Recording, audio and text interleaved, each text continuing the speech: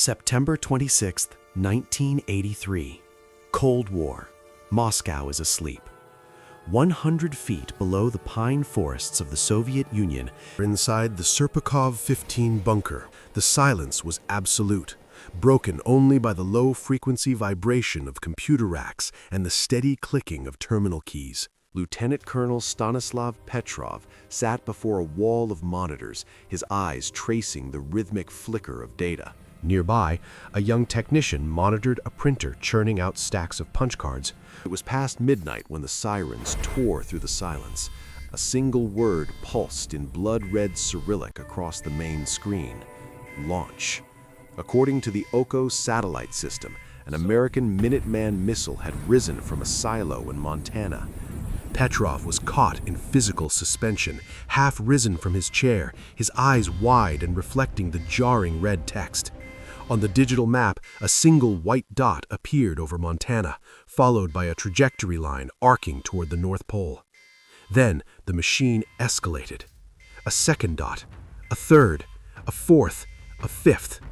The system was no longer suggesting a threat, it was confirming a massacre. The protocol for this moment was absolute. The machinery of the Cold War had been designed to be frictionless, a sequence of logic gates and hard-wired commands built to ensure that if one side died, both did. Petrov's hand hovered inches above a heavy black Bakelite telephone that linked directly to the general staff of the Red Army. He didn't lift it yet. He looked down at the red-stamped manual on his desk, his jaw clenching against the weight of the entire world. He had less than 15 minutes before the projected impact. If he reported a confirmed attack, the Soviet leadership would initiate a counterstrike, launching thousands of warheads before the first American missile even touched Russian soil. In the corner, automated printers began to scream, churning out continuous streams of coordinates and launch codes. The young technician tore off a sheet of paper, his hands trembling as he waited for the order to confirm the attack.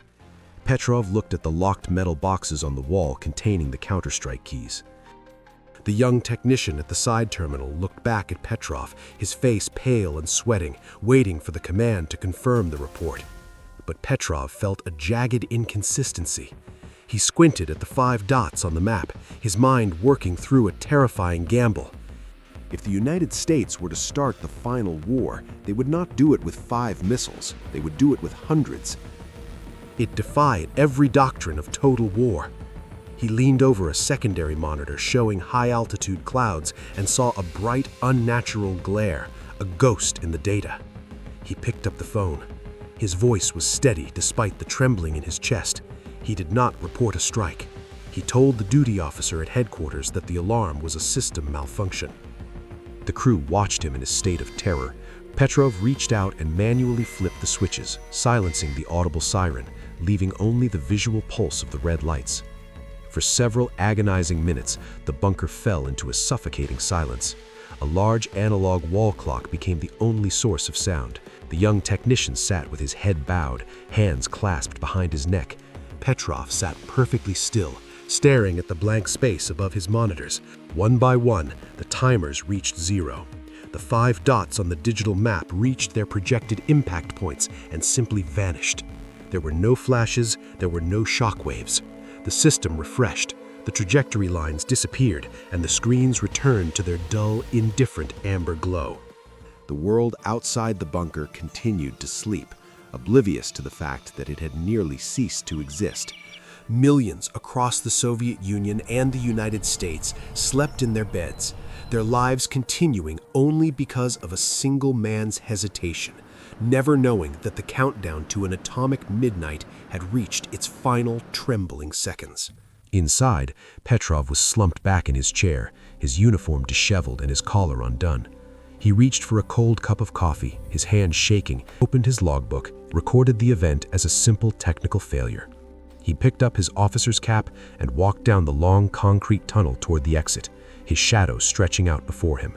He had looked into the abyss and refused to blink. The immediate aftermath was not a celebration. Petrov was interrogated. He was neither rewarded nor executed. He was reprimanded for failing to properly document the incident in his logbook during the crisis. He lived out his days in a small, cramped apartment in Frysino. For decades, his role in preventing a nuclear holocaust remained a state secret.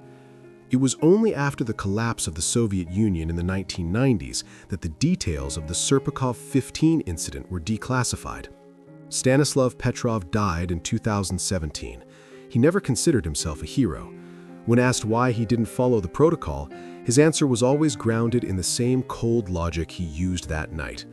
I was the only one who had a civilian education. All my subordinates were professional soldiers.